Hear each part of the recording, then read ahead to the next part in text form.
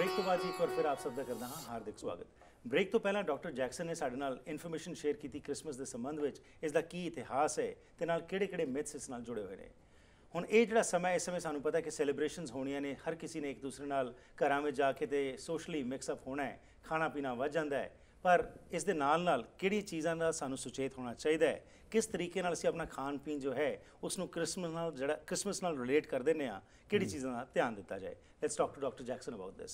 So before the break, you have given us good information about Christmas, about the birth of Jesus Christ and how it is celebrated. And now, because it's a time for occasion, a joyous occasion where people are going to meet and greet, eat and be merry. Be merry. So right now, because you are with the Meet Ministry, if you could just let us know a little bit about your ministry and also how, especially you focus on that the eating aspect also is very, very important. Right. And what should the people keep in mind? Yes. Well, Meet Ministry is a Christian education ministry that we focus in on helping people to learn how to live a very healthy, happy life based on lifestyle principles, the laws of health. And we train people also to become like coaches, lifestyle educators, and consultants. We are located within the United States, as you mentioned. We have property within the country where we have a lifestyle center. A lifestyle simply means if a person have a particular physical condition, they will come there for 18-day live-in, and we send them through a lifestyle program to help them to reverse their disease. And then we do organic farming there. We publish print health material, spiritual material, etc. So we've been in operation for about 35 years. Okay. And all this is based on the Bible? It's a biblical basis, which as I shared with meetings I've been doing here in BC, how I made my transition from a 10-year battle for arthritis, stopping my career as a professional basketball player with no hope, no indication that would be a cure or remedy for my arthritis, and I went into the Word of God looking for some spiritual insights, but I began to study principles. When I say principles, you will not find the word cancer or diabetes in the Bible, but you will find the principles that govern these things.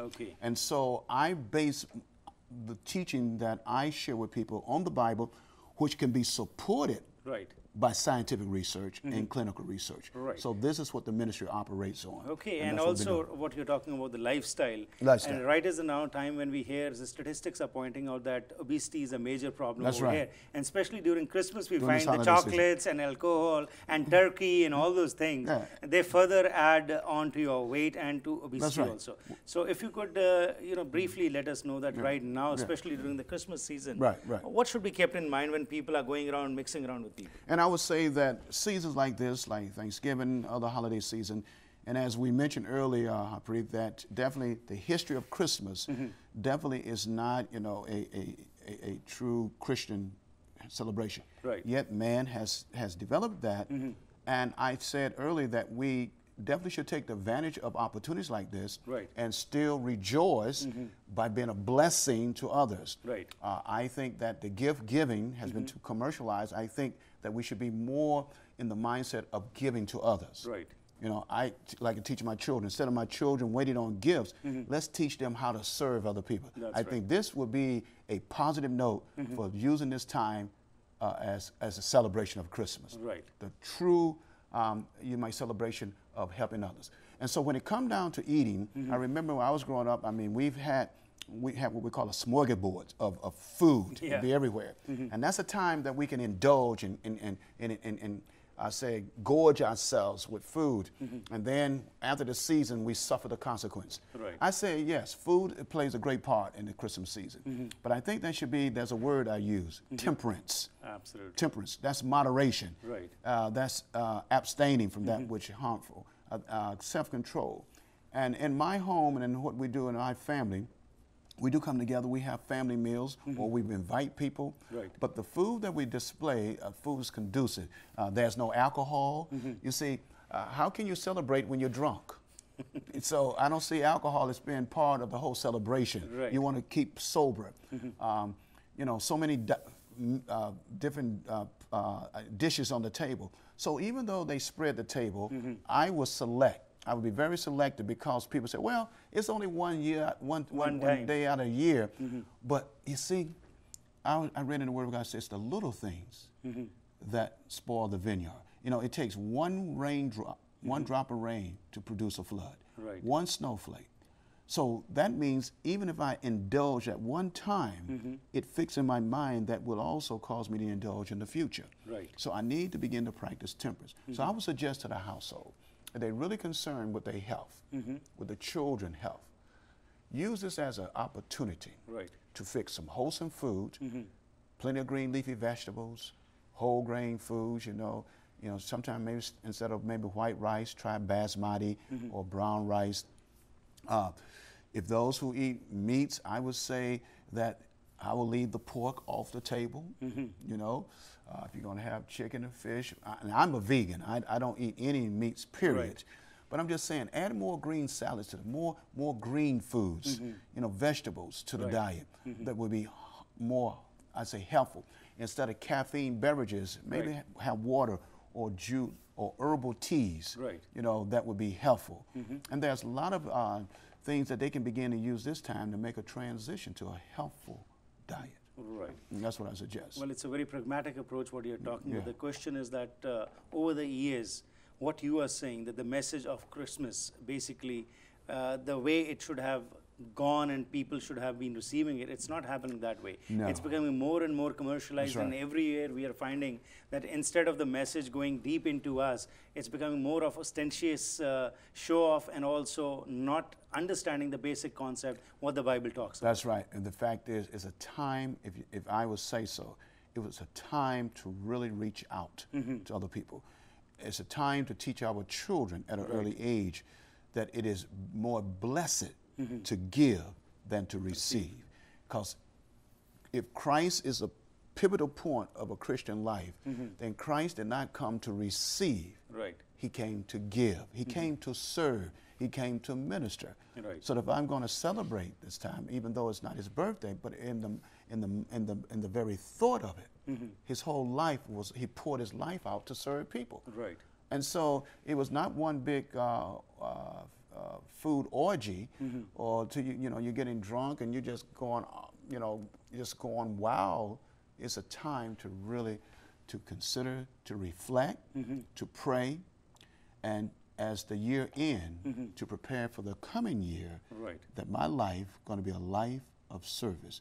I'm going to follow lifestyle principles. I'm going to take care of this body, because again, if we talk about Christ as the center, then Christ said, my body is the temple of God. Right. So I'm not going to indulge everything that's on my plate.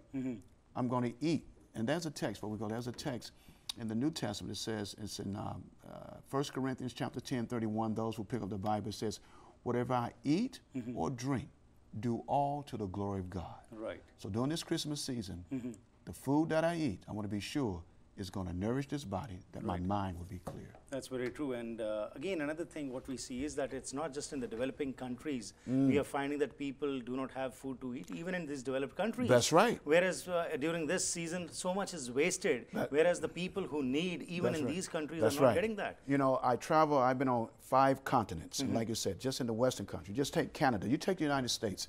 Within the very inner cities of New York, you find that I'm in the southern parts of Georgia or Chicago, you find people are suffering everywhere, the neighbors. Right. And some people are there in those predicaments because of their own choice.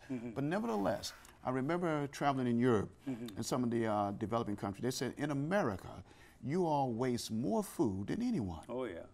I mean, the foods that we throw away. Now imagine, during the Christmas holiday, watch all the food that we begin to consume and watch the garbage cans. Right. And so I think this year, this season, coming in December, Right. I would say to your listening audience, really think about this, that you have been richly blessed throughout the year. Right. No matter what you have. Think of someone, whether it's your family or your neighbor, that might be less fortunate than you. Right. Fix a meal, invite them, or take a meal. Can I give one story very Sure. quickly? We used to operate a health food store in a bakery within a town. Okay. And so we had purpose every year during the Christmas season. I used to have a radio program, and I would ask people, do they need help? And I remember on this one occasion that my wife and I decided we're going to bake some nice wholesome bread, whole grain bread, fresh bread, wholesome, take a little basket. And I remember we visited some of the people in the community. We knocked on this one door, and it was an elderly lady. And we introduced ourselves, and they heard a little bit about us because of the radio. Right. And she said, you know, God must send you because I was on the verge of committing suicide. Oh. Mm-hmm. Are you following me? Right. So there are people who are less fortunate because they are lonely. Very true. And the fact is, they, like you said, they feel guilty. They don't have the resources Right. to be a blessing to others. And so this is a time when people are lonely. Right. So I would take a good meal or invite and to serve.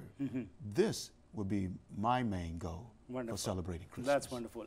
And towards the end, how is this message impacting? Because you're going all across meeting the people. Right. Your ministry is also working on these grounds. That's right. So what kind of changes are you finding, and what impact is it having? Well, since even have been here in this particular area for the last 3 weeks, we have seen tremendous. We've seen people on diabetes, insulin has reduced. We've seen people have lost weight. We've seen blood pressure have decreased.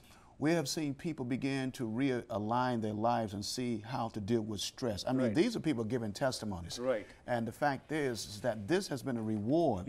And we're now having a follow-up program this Wednesday night at a location where now I'll be setting a stage where people are coming for 10 weeks. Right.